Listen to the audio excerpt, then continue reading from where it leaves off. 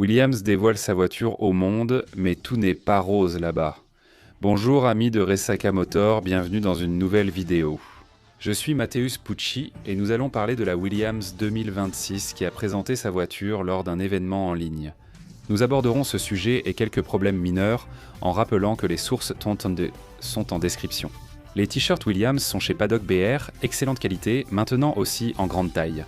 Tu veux aller à l'anniversaire, au centre commercial? T-shirts de toutes les équipes, modèles spéciaux, code promo Resaca Motor pour réduction et livraison gratuite. Besoin d'un casque ou d'un cockpit? Volant Williams dispo chez Evo Design avec le code promo Resaca. Contacte-les sur Instagram et choisis ton équipe ou pilote favori. Commençons par le début avant d'aborder la meilleure partie, la voiture Williams. Évoquons d'abord le mauvais côté. James Wallis a mentionné, dans une déclaration récente, que ce retard de Williams a été incroyablement douloureux, de ne pas avoir participé aux essais et tout le reste d'ailleurs. Williams rencontre pour la 3e fois en cette saison un problème en pré-saison, ce qui est clairement un signal d'alarme. Et certains disent quand même que cela pourrait avoir révélé certaines failles dans le leadership de James Wallis, car Wallis lui-même admet avoir sous-estimé la situation, voyez-vous.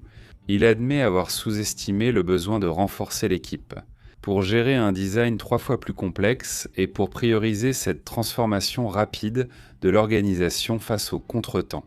Le bilan 2025 a été solide. Williams a eu des performances plus régulières malgré quelques fluctuations, décrochant des podiums avec Sainz. On attend beaucoup de 2026 avec la restructuration proposée par James Wallis depuis un moment. Il existe un risque en poussant cette voiture et ce développement à la limite.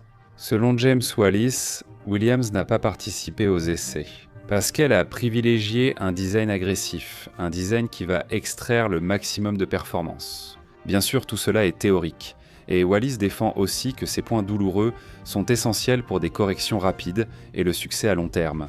Mais cela peut être discuté, car Williams reste dans un système mixte et subit encore certains problèmes des anciennes gestions. Et il y a ce que James Wallis a fait, non ? Ce qu'il cherche à mettre en place chez Williams, qu'il a apporté de Mercedes. Il compte toujours sur des efforts humains importants pour pallier cette inefficacité et engage aussi des spécialistes pour optimiser l'agilité des processus. Donc cet hybride ne fonctionne pas encore comme il devrait. Williams doit encore se libérer des chaînes du passé, se débarrasser de ces procédures qui ne sont pas bonnes, pour enfin réussir à revenir à l'époque de gloire, comme l'a fait McLaren par exemple. Ils ont dû se débarrasser d'un Ron Dennis de leur vie, n'est-ce pas? Tout cela pour retrouver la gloire, après beaucoup de temps. On verra si ça marche.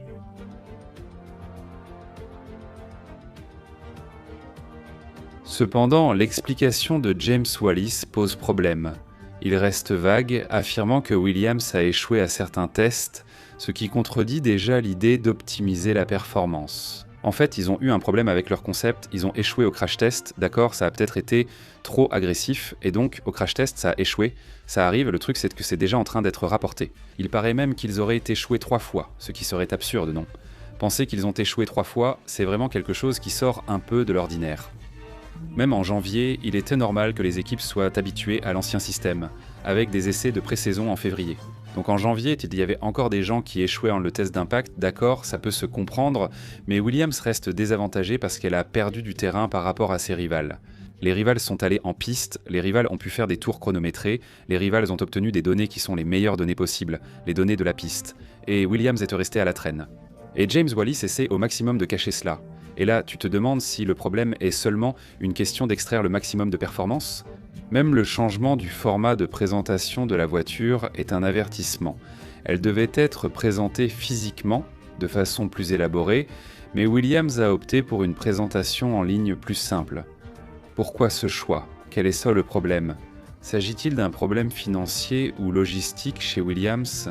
Il se passe quelque chose, ce n'est pas par hasard. Que penses-tu de la situation?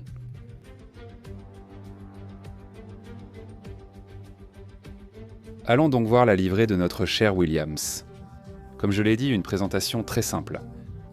Ils ont publié la vidéo à 11 heures précises, heure de Brasilia, très rapidement, juste une petite vidéo. Si besoin, je la mettrai même à la fin ici pour vous, si cela ne pose pas de problème de droit d'auteur.